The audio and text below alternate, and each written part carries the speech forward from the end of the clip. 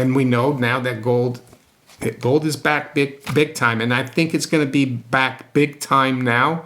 I saw yesterday when I was in Rome early in the morning that gold actually made an all-time high yesterday at 31.69. Yes, it's corrected massively, and so has silver, but I'm not concerned. So why is gold going to make a comeback, in my opinion? Friday, April 4th, 2025, Maneco 64, home of alternative economics and contrarian views. Well, today we're going to look at how Trump has abandoned the exorbitant privilege. And it might sound counterintuitive. Why would you abandon a privilege? But this is my view on what's going on with this Liberation Day, with all the tariffs that have come out in the last few days, these reciprocal tariffs. And I have to admit, it's just my opinion. I don't think anyone knows exactly what's going to happen or what the consequences are. Before we go into the topic, I just wanted to say that I've been away for 3 days. My wife and I went to Rome for a little bit of a spring break. We actually saw Andy Schechtman and his wife of Miles Franklin. He called me last week, and it was like a spur of the moment thing, and he wanted to meet Sarah, and it was great. I did post a couple of interviews while I was away, but yeah, so just wanted to say that. The other thing I wanted to say about April 4th, and why is that important?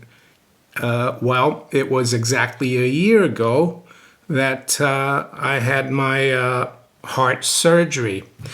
And here I'm going to give you an analogy for what's going on. You might find it strange, but I was diagnosed in January last year with aortic stenosis, which is a congenital condition that you get in your aortic valve. Basically, you're born with it. And the blood flow is fine for many decades. And then as you get older, a lot of sediment starts to pile up. And in the last few years, prior to last year, when I was playing golf, walking uphill especially, I was getting really tired and dizzy. So I decided to look into it, and that's what it was.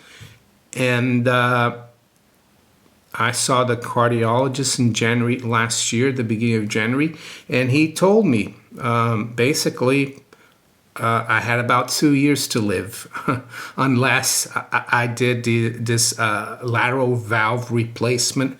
And there are two choices, a mechanical valve or a pig valve. Well, I got the pig valve. But my point here is that and we can segue into the exorbitant privilege. My point is that sometimes things can go on for a very long time and you don't notice it, and then all of a sudden it becomes a problem. And I think this is what the United States has been having, especially since 1971, but you can also take it back to 1945 and the Bretton Woods system. And I think the big mistake about the Bretton Woods system is that it was only the U.S. that had its currency converted, backed by gold. Only the dollar could be converted into gold at $35 a troy ounce. The other currencies were pegged to the dollar, and they were not directly pegged to gold. So the problem that created over the decades was that countries needed to earn dollars, and also especially after 1971 with the petrodollar scheme, so to speak, or agreement, if you want to call it. Most countries, well, every country really that didn't produce its own oil, they needed dollars. And what that has done is basically cemented a concept called Triffin Triffin's dilemma, which we're going to look at today as well. And about my heart surgery, yeah, I was scared, I have to admit. But one thing that has happened over the last year is that I've been a lot more, well, I'm very thankful for God, actually, for allowing me a second chance. And I think that's also important for, I mean, I'm not a spiritual or religious channel, but I would say being thankful for every day that you're on this planet is really important, and you need to live your life. And the other thing I would say that I've learned, you don't need to be scared because things will work out. And I think for the US economy and the world is the same thing. You see a lot of headlines out there, of course, in the mainstream media about end of the world, what is it doing, stock market's crashing. But I think we just need to relax because things are going to work themselves out. And I think the U.S. economy, the debt situation, it's still not out of the woods. But as the doctor told me, if you don't do something about it, in 2 years, you're going to be dead. And it's the same thing with this Bretton Woods regime, dollar standard, if you want to call it that, we've had since 1944. So what about the exorbitant privilege? Because that's what I said I was going to look at. How come having a privilege is a bad thing? Well, the term comes from a comment by the then finance minister of France in the 60s, Valéry Giscard d'Estaing. He became president as well. So it says here on Wikipedia, the term exorbitant privilege or privilège exorbitant, as the French would say it, refers to the benefits of the United States has due to its own currency, the US dollar, being the international reserve currency. For example, the US would not face a balance of payment crisis because their imports are purchased in their own currency. Exorbitant privilege as a concept cannot refer to currencies that have a regional reserve currency role, only to global reserve currencies. What the exorbitant privilege did, it made it really easy for Americans to just buy stuff from abroad, and they've been doing it ever since 1944 and especially since 1971. While other countries, actually, they have to earn their dollar reserves. And therein comes Triffin's dilemma. So what happens there is that countries need to make products or make products, export minerals or whatever to the U.S. cheaper than the U.S.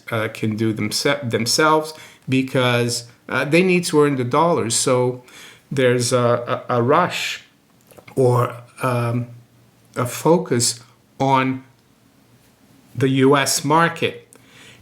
And if you add the globalization, the globalist agenda that started in the 90s with NAFTA and then the WTO and allowing China into the WTO, like not worrying about where anything was made, just moving manufacturing to the cheapest place where labor was the cheapest, nothing to do with comparative advantage, right?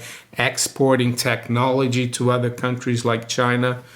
That was put on steroids, I would say, this Triffin's dilemma. And even though I agree with President Trump, the U.S. has been hollowed out, the economy, the middle class has been hollowed out. The main beneficiaries, of course, in the United States have been the top 1%. Did you know that in the 60s, the average CEO salary was 20 to 22 times the average worker's salary? Now, I think a year or two ago, it's around 300 times.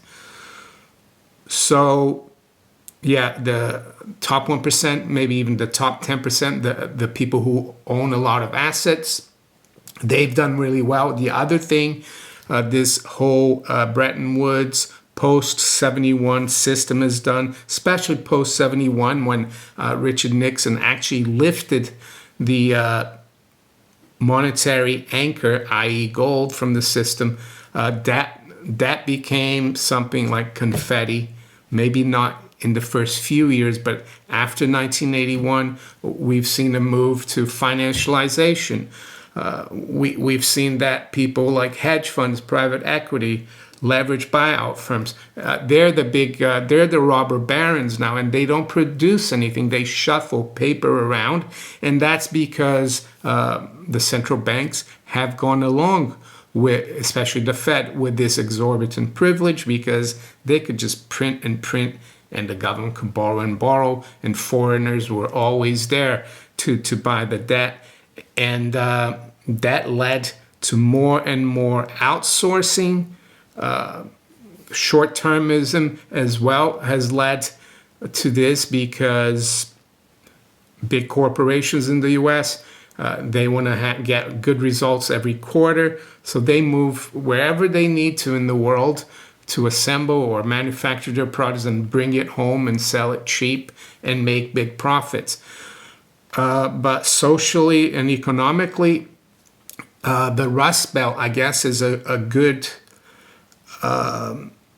it's a good example of the consequence of this exorbitant privilege of the Bretton Woods system, and also of globalization. All the factories are gone. The people have no hope. They've had to they've gone into depression. They're taking drugs. And it's a bad situation. The United States has been hollowed out, and the middle class and the working class as well. Their earnings haven't kept up.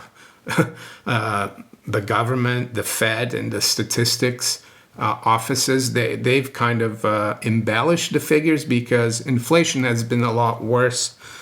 So hopefully this is not too confusing for you. But so Triffin's dilemma, that was it. And the exorbitant privilege leads to the other. The exorbitant privilege leads to the Triffin's dilemma. And you might think, how come Trump doesn't want this? It's good for American corporations. It's good for the stock market. Well, I think he's known for many decades, and there's an interview, I think, with Oprah Winfrey or someone else, the late 80s, where he mentioned all this already. That back then it was Japan that was impacting manufacturing and everything else in the US. So that's what I think is going on. And when I had my heart surgery, I was in hospital for 6 days. I hallucinated, because they give you stuff so that you don't feel the pain. But one thing that happened, I kept seeing pictures of Rudy everywhere, which is really nice.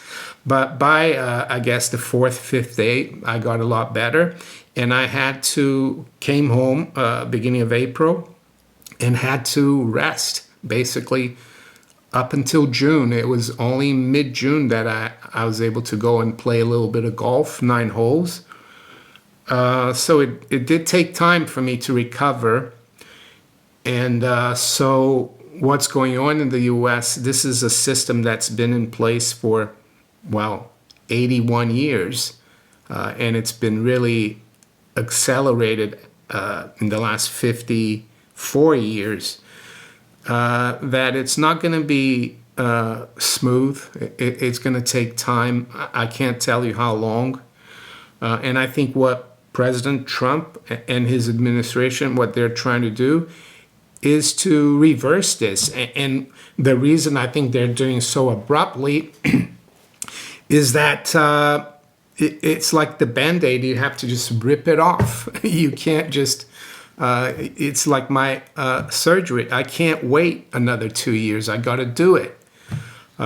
So that's how I see it happening. As for the markets, as for gold and silver, yeah, I'm coming to it right now. The markets, yes, it's very easy for the FT to criticize and say, America's astonishing act of self-harm. That's the editorial they came out with yesterday. It says Trump's tariffs will upend the global economic order and tarnish U.S. prosperity. But I think U.S. prosperity, I'm sorry, FT, yeah, there has been prosperity, but for the top 1%, the middle class is in deep trouble, working class as well. People are working more than one job.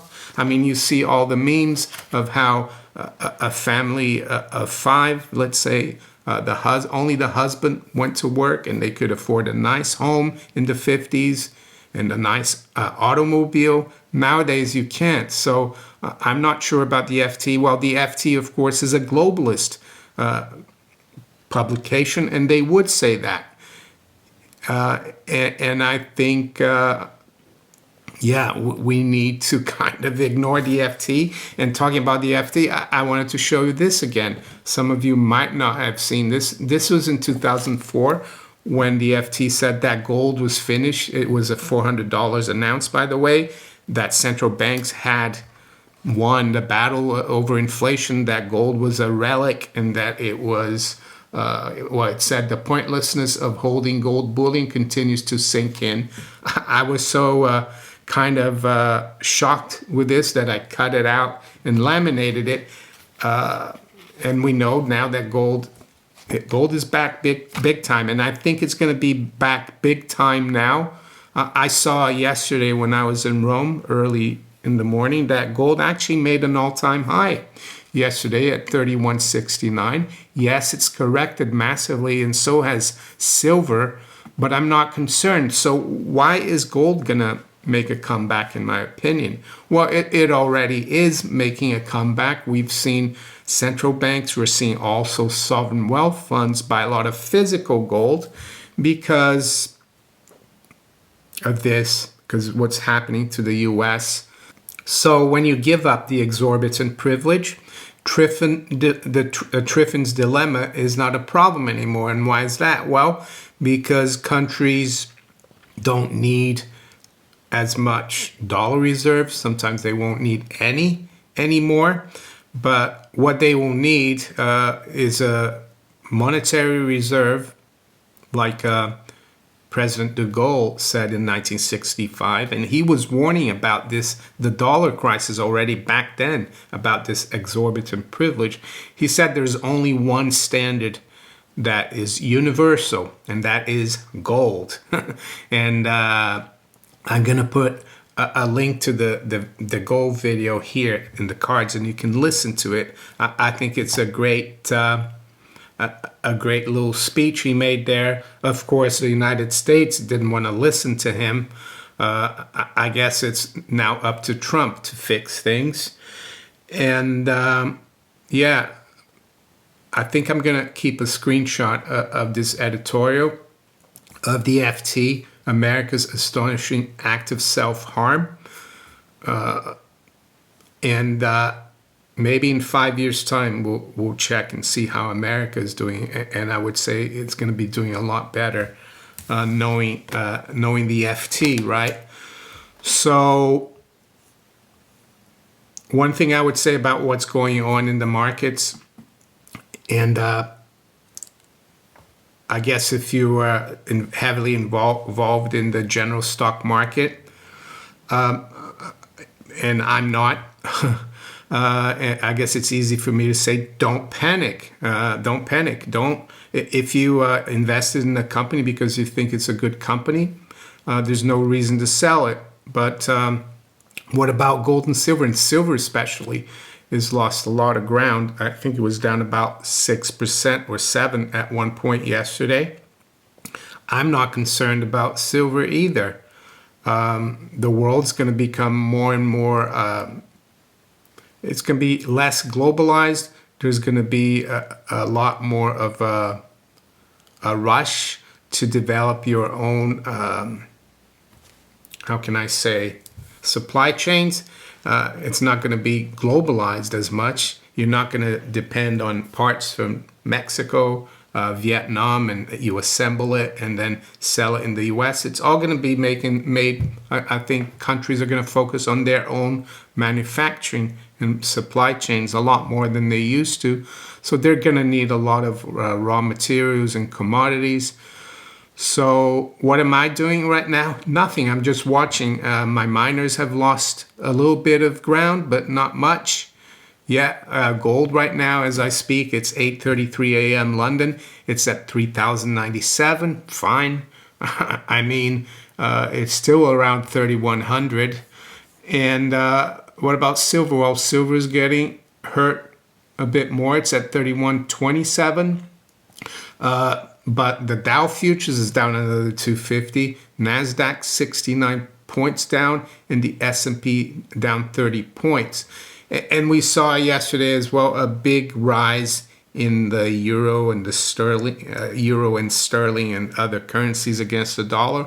Well, that's because what Trump is doing, as I said, is going to mean that people don't need as many dollars. Of course, treasuries rallied, but long term, I think medium to long term, I think yields are going to be a lot higher than we've seen in the last 30, 40 years. Well, 30, 20 years. So I haven't changed my view on that. And just wanted to make a little comparison here because I think it's interesting to look at the bigger picture. So year to date now, the Dow is down about 5%, S&P is down about 8.25%, and NASDAQ is down about 14%. And now I want to compare it to the metals. So let's look at the metals, and so we can have a bit of perspective. So gold right now is year to date, it's still up 18.14%, and silver year to date is up 7%. Of course, it's lost quite a bit in the last 24 hours. But what I'm trying to say here, yes, I think these trends are going to continue and that this is just a correction. What about the stock market? Do I think it could go lower? Yeah, I definitely think it could. The technical picture for the S&P actually is giving me a target just below 5,000. That might be a level where we might see some support. So there you go. With that, I'm going to wish you all a very good weekend. Take care. Bye.